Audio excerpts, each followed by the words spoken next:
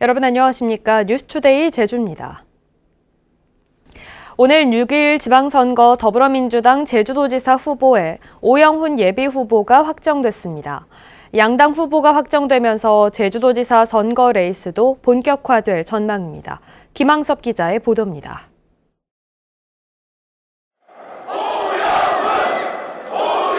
더불어민주당 제주도지사 후보 경선의 최종 승자는 오영훈 예비후보였습니다. 지난 24일부터 나흘 동안 권리당원 투표와 도민 여론조사를 50%씩 반영하는 방식으로 진행된 경선에서 오영훈 예비후보는 53.13%를 얻었습니다. 문대림 예비후보는 46.87%를 얻어 6.26%포인트 차로 2위를 기록했습니다. 캠프에 머물며 경선 결과를 기다리던 오영훈 예비후보는 지지자들에게 감사 인사를 전하며 도지사 선거를 승리로 이끌겠다고 밝혔습니다. 도민 여러분과 또 더불어민주당 당원 동지 여러분들의 성원이 있었기에 가능했다고 생각합니다. 그리고 지금 어려운 시기 제주의 새로운 내일을 오영훈에게 기대하는 그런 내용들이 반영됐다 이렇게 생각합니다. 더불어민주당 제주도지사 경선은 오영훈, 문대림 두 후보가 막판까지 치열한 대결을 펼쳤습니다. 권리당원 온라인 투표율이 40%를 넘으면서 민주당 광역단체장 경선 가운데 전국에서 가장 높았습니다. 오영훈 후보가 민주당 도지사 후보로 확정되면서 오 후보가 오는 30일까지 국회의원직을 사퇴하면 이번 지방선거에서 보궐선거가 함께 실시되고 이후에 사퇴하면 내년 4월에 보궐선거가 실시됩니다. 더불어민주당 제주도당은 오늘 지방선거 원팀 선언식을 열어 이번 지방선거 승리를 다짐할 계획입니다. 민주당과 국민의힘 양당의 제주도지사 본선 대진표가 확정되면서 선거 레이스도 본격화될 전망입니다. MBC 뉴스 김항섭입니다. 대통령직 인수위원회가 윤석열 정부의 지역균형 발전 정책을 발표했는데요. 제주 제2공항 조속 착공과 환경보전기여금 제도 도입 등이 포함됐습니다. 권혁태 기자입니다. 공정과 자율, 희망을 지역균형 발전의 화두로 내세운 대통령직 인수위원회. 지방 분권과 지방재정력 강화 등 15개 국정과제도 정리했는데 10번째 대형 국책사업을 통한 성장 거점 형성에 제주 제2공항 조속 착공과 신항만 건설이 포함됐습니다. 국정과제 중에 구체적인 지역이 명시된 건 세종시와 대구, 새만금과 제주 4곳이었습니다. 17개 시도별 정책과제도 15개씩 발표한 가운데 제주는 대선 과정에서부터 공언했던 제2공항과 관련된 공약을 구체화시켰습니다.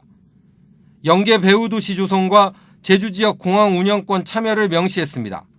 관광청 신설과 크루즈 모항, 해양 레저 관광 허브항 추진 등 개발 사업 항목을 구체적으로 명시했고 환경보전 기여금 제도 도입도 포함됐습니다.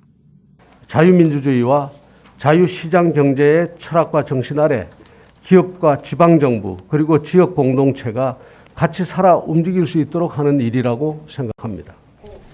4.3 해결과 청정제주, 물류기본권, 문화 분야에서는 다소 추상적인 선언 수준에서 정책 과제가 정리됐습니다. 특히 이번 발표에서 지방에 가칭 기회발전 특구를 설치해 각종 세금을 줄여주고 규제도 풀어주는 방향이 제시되면서 개발 지상주의로 쏠려 있다는 비판도 나옵니다. 제주도 같은 경우는 여러 이제 환경 수용력 문제들이 이미 나오고 있는데 청정 제주라는 추상적인 공약과 더불어서 사실 제2공항이라든지 신항만이라든지 이런 개발 위주의 방향하고는 정면 배치되는 공약이거든요. 인수위원회는 다음 달 9일까지 지역을 돌며 이번 정책과제 설명회를 열 예정인 가운데 제주도는 새 정부의 지역균형 발전 비전에 맞춰 세부 실천 계획을 마련할 계획입니다. MBC 뉴스 권혁태입니다. 원희룡 국토교통부 장관 후보자에 대한 국회 인사청문회를 앞두고 오등봉 개발 사업을 둘러싼 논란이 다시 불거진 가운데 특정 업체 특혜 의혹도 일고 있습니다. 사업 참여 업체 4곳 중 한 곳은 전직 공무원들이 직원으로 있었고 두 곳의 대표는 원희룡 후보자의 이웃으로 확인됐습니다. 김찬년 기자입니다. 오등봉 도시공원 특례 사업에 참여하는 제주 지역 기업은 건설업체 3곳과 용역업체 1곳 등 모두 4곳. 이 가운데 용역업체인 리현기술단은 원희룡 후보자와 인연이 있는 대표와 전직 공무원 채용 등으로 특혜 의혹이 일고 있습니다. 리연기술단의 대표이사는 정모 씨와 남기춘 변호사, 윤석열 당선인 측근으로 알려진 남 변호사는 원희룡 후보자와는 대학 선후배 사이로 서울지검에서 같이 근무한 인연이 있습니다. 여기에 제주도 건축지적과장 출신 공무원인 이모 씨가 부회장을 맡았고 도시건설국장 출신 고모 씨도 합류했습니다. 이에 대해 남 변호사 측근은 남 변호사가 윤석열 당선인과는 윤 당선인이 중앙지검에 취임할 당시 인연을 끊었고 제주에 10년 넘게 살았지만 원희룡 후보자와는 만난 적도 없는 사이라고 해명했습니다.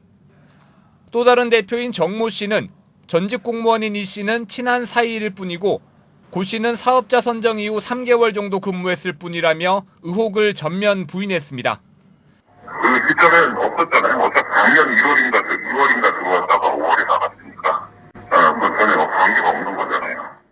원희룡 전 지사가 거주했던 타운하우스를 둘러싼 특혜 의혹도 잇따르고 있습니다. 13세대가 거주하는 단지 안에서 이웃 2명이 개발사업 참여업체 대표로 확인됐기 때문입니다.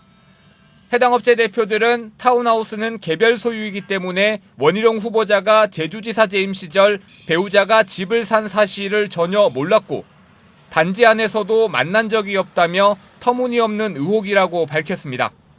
특혜 이런 얘기 나오는데 정말 일면식도 없는 사람이라고. 그 매매과정에 저희가 개입된 것이 하나도 없잖아요. 살면서 마주친 적도 없어요. 전혀 없습니다. 개발 사업자를 둘러싼 의혹과 논란이 이어지는 가운데 다음 달 2일 예정된 원희룡 국토부 장관 후보자 청문회에서도 관련 의혹들이 쟁점이 될 것으로 보입니다. MBC 뉴스 김찬현입니다.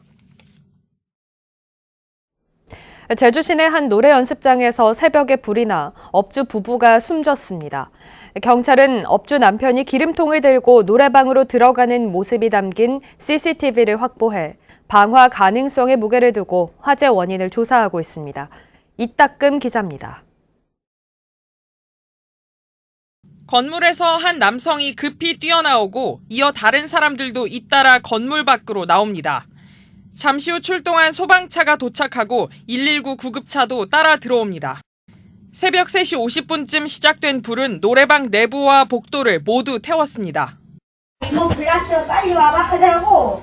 냄새가 나서 문을 열어보니 이미 연기가 많이 찼고 냄새가 나더라. 건물에 있던 사람들은 대부분 빠져나갔지만 지하 1층에 있던 2명은 미처 빠져나오지 못해 숨진 채 발견됐습니다.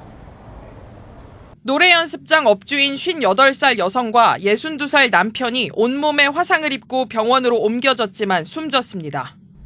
불이 난 4층짜리 건물 지하 노래 연습장